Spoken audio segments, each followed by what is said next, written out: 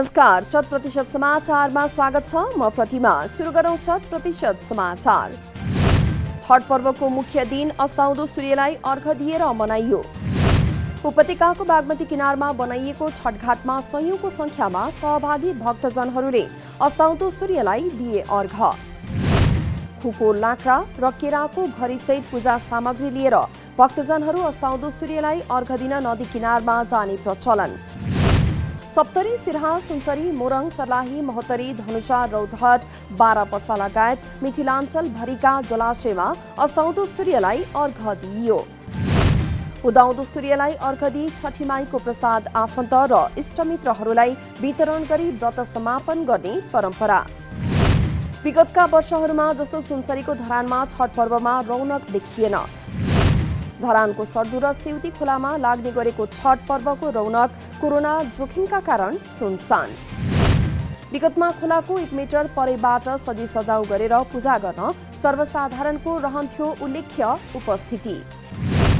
यस वर्ष भने सामूहिक रूपमा छठ पर्व मनाउन बन्द गरिएका कारण घर घरमै मनाइने भएकाले खोला किनार सुनसान भएको स्थानीयको भनाइ। छठ पर्वको अवसरमा राष्ट्रपति विद्यादेवी भण्डारीद्वारा शुभकामना व्यक्त।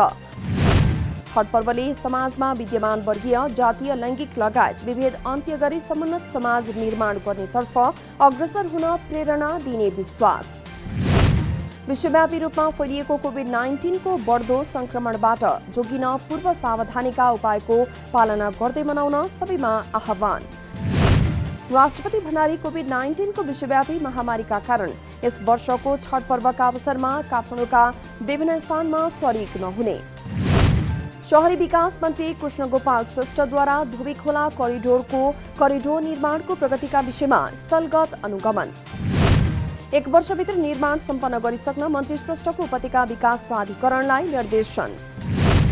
बिजुली बजार पुल निर्माणका क्रममा कमजोरी भएको उल्लेख गर्दै मन्त्री श्रेष्ठद्वारा 1 वर्षभित्र त्यसको व्यवस्थापन गर्न पनि निर्देशन। पुलमुनिबाट गाडी गुड्ने गरी निर्माण गर्नुपर्ने भन्दै मन्त्री श्रेष्ठले करिडोरको फुटपाथको व्यवस्थापन पनि हुन नसकेकाले त्यतातर्फ पनि ध्यान दिनुपर्ने सुझाव। करिडोर कालोपत्री गर्ने कामका लागि ठेक्का सम्झौता भइसकेकाले तोकिएकै समयमा सक्न पनि निर्देशन। ठेक्का भए अनुसारको काम चालू आर्थिक वर्षभित्र सम्पन्न गर्ने उपत्यका विकास प्राधिकरणका प्रमुख भाइकाजी तिवारीको भनाइ। आयोजनाको भौतिक प्रगति 79% भएको उल्लेख गर्दै तिवारीद्वारा 16 किलोमिटर सडक कालोपत्री भइसकेको समेत जानकारी। मुआवजा वितरण समेत गरेर 3 अर्ब 60 करोडमा करिडोर निर्माणको काम सम्पन्न गर्ने प्राधिकरणको लक्ष्य। नेपालमा एकै दिन 5000 भन्दा बढी कोरोना संक्रमण मुक्त। अहिले देशभर सक्रिय संक्रमित संख्या 24665 रहेको तथ्याङ्क। पछिल्लो 24 घण्टामा नेपालमा थप 22 जनाको कोरोना संक्रमणबाट मृत्यु। नेपालमा कोरोना संक्रमणबाट मृत्यु हुनेको संख्या 1298 पुगेको स्वास्थ्य मन्त्रालयको भनाइ। शिक्षा, स्वास्थ्य, सडक निर्माण लगायतका 18 बुँदे माग राख्दै सिस्टोलवासी आन्दोलित। मङ्सिर 20 गतेसम्म माग पूरा नभए फोहोर फाल्न नदिने चेतावनी। वैज्ञानिक ढङ्गबाट फोहोर मैला व्यवस्थापन गर्नुपर्ने। मानव स्वास्थ्यको पूर्ण ग्यारेन्टी सहित जीवन बीमा गर्नुपर्ने लगायतका माग।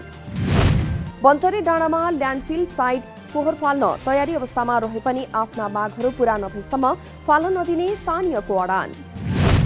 न्यूनतम मागहरू समेत पूरा नगरी फोहोर फाल्ने तयारी भएपछि आन्दोलनमा उत्रनु परेको दाबी। वातावरणलाई विगतमा जस्तै प्राकृतिक ढङ्गमा कायम गर्नुपर्ने र फोहोरको प्रभावबाट मानिस, पशुपक्षी, बोट बिरुवा सुरक्षित हुने ग्यारेन्टी गर्नुपर्ने स्थानीयको माग। बस्ती भएको ठाउँमा फोहोर फाल्ने निर्णय नै गलत भएको जनप्रतिनिधिहरूको भनाइ। कोरोना भाइरसबाट उच्च सतर्कता अपनाउँदै दैनिक क्रियाकलापलाई सहज बनाउँदै लैजानुपर्ने उद्योग मन्त्री लेखराज भट्टको भनाइ। राज्यका हरेक क्षेत्रमा कोरोनाको प्रभाव भए पनि बिस्तारै सामान्य जीवनतर्फ उन्मुख हुनुपर्नेमा जोड। कोरोनाको जोखिमलाई ध्यानमा राख्दै विभिन्न क्षेत्रलाई चलायमान बनाउँदै लैजानुपर्ने मन्त्री भट्टको भनाइ। कुनै पनि मुलुकको विकासका निम्ति त्यहाँका नागरिक स्वस्थ हुनुपर्ने बताउँदै भट्टले मानिसलाई स्वस्थ बनाउन खेलकुदको महत्त्वपूर्ण भूमिका रहेको जिकिर। खेलकुदका क्षेत्रमा राज्यले गर्नुपर्ने भूमिकामा केही समस्या भए पनि आगामी दिनमा यसलाई परिष्कृत गर्दै लैजानुपर्ने मन्त्री भट्टको प्रतिबद्धता। काठमाडौँको हाँडी गाउँको प्रवर्धन र विकासका लागि विशेष बजेट व्यवस्था गरिएको काठमाडौँ महानगरपालिकाका प्रमुख विद्यासुन्दर साक्यको भनाई। महानगरपालिकाका तर्फबाट चाँडै पुरातात्विक सम्पदाको अध्ययन गरिने प्रमुख साक्यको प्रतिबद्धता। काठमाडौँ उपत्यकाको प्राचीन बस्ती हाँडी गाउँ क्षेत्रमा पुराना मठ मन्दिर, जात्रा तथा पर्वको संरक्षण तथा प्रवर्धन गर्नु महानगरपालिकाको दायित्व रहेको भनाई। मैतीदेवी मन्दिरको खट तथा देवता राख्ने घरको मङ्सिरभित्र परम्परागत स्वरूपमा शिलान्यास गरिने जानकारी। औषधि व्यवस्था विभागद्वारा 6 कम्पनीका सेनिटाइजरमा प्रतिबन्ध। मानव स्वास्थ्यमा हानि पुर्याउने मेथानोल भेटिएपछि बिक्री तथा वितरणमा प्रतिबन्ध लगाइएको जानकारी। बजारमा बिक्री वितरणमा भएको ह्यान्ड सेनिटाइजरको नमुना सङ्कलन गरी राष्ट्रिय औषधि प्रयोगशालामा परीक्षण गर्दा तोकिएको मापदण्ड विपरीत रहेको ठहर। सीता हर्बल सुनसरीले उत्पादन गरेको 50 मिलिलिटरमा 80% र 500 मिलिलिटरको सेनिटाइजरमा 88% मेथानोल भेटियो। मकालु जडीबुटी Sunsari Sunima Ayurveda company Morang, MK herbal Lalitpur र ग्यालेक्सी डेन्टल एन्ड सर्जिकल मोरङले उत्पादन गरेका सेनिटाइजरमा मेथानोल भेटियो। प्रतिबन्ध लगाइएका उद्योग तथा कम्पनीका उत्पादन प्रयोग नगर्न सर्वसाधारणलाई विभागको आग्रह। 31औं अन्तर्राष्ट्रिय बाल अधिकार दिवस नेपालमा पनि विविध कार्यक्रम गरी मनाइयो। सन् 1989 नोभेम्बर 20 मा राष्ट्रसङ्घले बाल अधिकार सम्बन्धी महासन्धि पारित गरेको सम्झनामा दिवस मनाउने प्रचलन। नेपालले राष्ट्रसङ्घीय बाल अधिकार सम्बन्धी महासन्धि 1989 लाई अनुमोदन गरेको 2.5 दशक पूरा। महासन्धिमा हस्ताक्षर गरेर आफ्नो प्रतिबद्धता पूरा गरे पनि बाल अधिकारको अवस्थामा भने सोचे जस्तो परिवर्तन हुन नसकेको गुनासो। बाल अधिकारको सम्मान र संरक्षणमा जोड दिन राष्ट्रिय मानव अधिकार आयोगको आह्वान। कोभिड-19 महामारीको अवस्थामा गरिब, विपन्न तथा दुर्गम क्षेत्रका बालबालिका वैकल्पिक शिक्षाको समान पहुँचबाट समेत वञ्चित हुन पुगेको भनाई। पोषण, शिक्षा, स्वास्थ्य जस्ता आधारभूत अधिकारबाट वञ्चित हुनुका साथै बाल विवाह, बाल श्रम र हिंसाबाट पीडित हुन पुगेको आयोगद्वारा जानकारी। अन्तर्राष्ट्रिय मञ्चमा व्यक्त गरेका प्रतिबद्धताको कार्यान्वयन पक्ष कमजोर हुँदा बालबालिका अधिकारबाट वञ्चित भएको आयोगको ठहर। नेपाल सरकारले दिँदै आएको सामाजिक सुरक्षा भत्ता कटौती नगर्न भूतपूर्व ब्रिटिश गोर्खाहरूको सरकारलाई आग्रह। देशका अन्य नागरिकहरूले जस्तै आफूहरूले पनि सामाजिक सुरक्षा भत्ता पाउने अधिकार भएकाले भत्ता कटौती नगर्न आग्रह गर्दै अर्थमन्त्री विष्णु पौडेल समक्ष ज्ञापन पत्र पेश। आफूहरूको योगदानको अपमान हुने गरी सामाजिक सुरक्षा भत्ता कटौती गरी अरूलाई जस्तो दोहोरो सुविधा लिएको भन्नु गलत भएको संघर्ष समितिको भनाई। सामाजिक सुरक्षा भत्ता पाउने अधिकार सबै नागरिकको भएको अर्थमन्त्री विष्णु पौडेलको भनाई। अब कहिले पनि ज्ञापन पत्र बोकेर सरकारको ढोका ढकढकाउनुपर्ने अथवा सडकमा जानुपर्ने अवस्था नआउने गरी समाधान गर्ने मन्त्री पौडेलको प्रतिबद्धता। लकडाउन सुरु भए यता कार्तिकमा सर्वाधिक धेरै पर्यटक नेपाल भित्रिएको अध्यागमन विभागको भनाई। कार्तिक महिनामा मात्र 2009 जना विदेशी नागरिक नेपाल आएको विभागद्वारा जानकारी। एक महिनामा 1370 जना पुरुष र 639 जना महिला पर्यटक नेपाल आएको तथ्याङ्क। सरकारले 17 अक्टोबरबाट पर्यटकलाई घुमफिरमा आउन गरेको थियो खुल्ला। नेपाल उद्योग वाणिज्य महासङ्घको आगामी निर्वाचनका लागि 64 पदमा 127 जनाको उम्मेदवारी। मुख्य निर्वाचन अधिकृत र निर्वाचन अधिकृत सम्मिलित महासङ्घको निर्वाचन समितिद्वारा शुक्रबार अन्तिम नामावली सार्वजनिक। आगामी 11 देखि 13 गतेसम्म महासङ्घको 54औं वार्षिक साधारण सभा एवं निर्वाचन काठमाडौँमा हुँदै। हालका वरिष्ठ उपाध्यक्ष शेखर गोल्छा वैधानिक व्यवस्था अनुसार स्वतः अध्यक्ष बन्नुहुने। महासङ्घको केन्द्रीय सदस्यमा 2 उम्मेद्वारहरू भने भइसकेका छन् निर्विरोध निर्वाचित। महासङ्घको वरिष्ठ उपाध्यक्षका लागि वर्तमान उपाध्यक्षद्वय चन्द्र ढकाल र किशोर प्रधान प्यानलसहित चुनावी मैदानमा।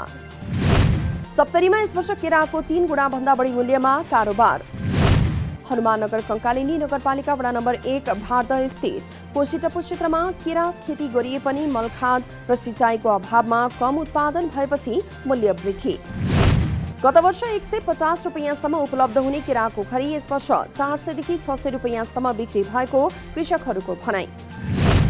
भारदह, पोर्ताहा, योगिनियाका कृषकहरूले केरा खेतीलाई नै आय आर्जनको मुख्य स्रोतका रूपमा अँगाले पनि बाढी र लकडाउनले समस्या। लकडाउनका कारण उत्पादन भएको केरा बाहिर पठाउन नसक्दा बोटमै कुहिएको र बाढीले बोटमा क्षति पुर्याएपछि उत्पादन घटेको कृषकहरूको भनाई। बेरोजगारी समस्या न्यूनीकरणको आधार बनेको केरा खेतीतर्फ राज्य पक्षले चासो नदेखाएको कृषकहरूको गुनासो। सिन्धुलीमा शौचालय निर्माण भएको लामो समय बितिसक्दा पनि प्रयोगमा नआउँदा नागरिकहरूलाई समस्या। 2 नगरपालिका र 7 गाउँपालिका रहेको सिन्धुलीमा सम्पूर्ण स्थानीय तहमा सार्वजनिक शौचालय भए पनि अधिकांश प्रयोगविहीन भएपछि बजार क्षेत्रमा पनि शौचालयको अवस्था नाजुक बन्दै। दुधौली नगरपालिकाका 14 वडामा 11वटा सार्वजनिक शौचालय रहेको नगरपालिकाको तथ्याङ्क। कतै शौचालयको ताला अहिलेसम्म खुल्न सकेको छैन भने सिजनमा वा बजार मेला महोत्सव हुँदा मात्रै खोलिँदा झनै समस्या। नगरपालिकाले शौचालय सञ्चालनका लागि ठोस कार्ययोजना समेत नबनाएको स्थानीयको आरोप। शौचालयमा काम गर्नेको अभाव र सर्वसाधारणको लापरवाहीले समस्या आएको जनप्रतिनिधिहरूको जवाफ। अमेरिकाको जर्जिया राज्यमा भएको पुनः मतगणनामा पनि जो बाइडेन नै विजयी। पछिल्लो परिणामबाट राष्ट्रपति डोनाल्ड ट्रम्पको कानूनी चुनौती 3 राज्यमा समाप्त। जर्जियामा बाइडेनले ट्रम्पलाई 12,284 मतले हराउनु भएको अन्तर्राष्ट्रिय सञ्चार माध्यममा उल्लेख। जो बाइडेन सन् 1992 पछि जर्जियामा चुनाव जित्ने पहिलो डेमोक्रेटिक उम्मेद्वार बन्न सफल। कोरोना भाइरसको संक्रमण वृद्धि हुँदै गएको भन्दै अमेरिकाको क्यालिफोर्निया राज्यमा मानिसहरूलाई घरमै बस्न आदेश। अत्यावश्यक काम बाहेक अन्य अवस्थामा घर बाहिर ननिस्कन क्यालिफोर्नियाको सार्वजनिक स्वास्थ्य विभागद्वारा जारी गरेको आदेशमा उल्लेख। शनिबारदेखि लागू हुने आदेश आगामी डिसेम्बर 21 तारिकसम्म कायम रहने र आवश्यकता अनुसार फेरि थप्न सक्ने अधिकारीहरूद्वारा जानकारी। राज्यमा महामारी बढ्दै गइरहेकाले केही हप्ता जटिल र संकटपूर्ण हुने देखिएको क्यालिफोर्नियाका गभर्नर गेभिन न्युसमको भनाई। क्यालिफोर्नियामा अहिलेसम्म 10,59,267 जना संक्रमित हुँदा 18,466 जनाको मृत्यु भइसकेको तथ्याङ्क। सन् 2022 का लागि तय भएको महिला T20 विश्वकप 1 वर्षका लागि सर्यो। आईसीसीको बैठकद्वारा महिला T20 विश्वकप 2023 सम्म सार्ने निर्णय। यसअघि विश्वकप सन् 2022 को नोभेम्बरका लागि दक्षिण अफ्रिकामा गर्ने रहेको थियो तालिका। महिला T20 विश्वकप 2023 को फेब्रुअरी 9 देखि 26 सम्म सञ्चालन गर्ने आईसीसीको निर्णय।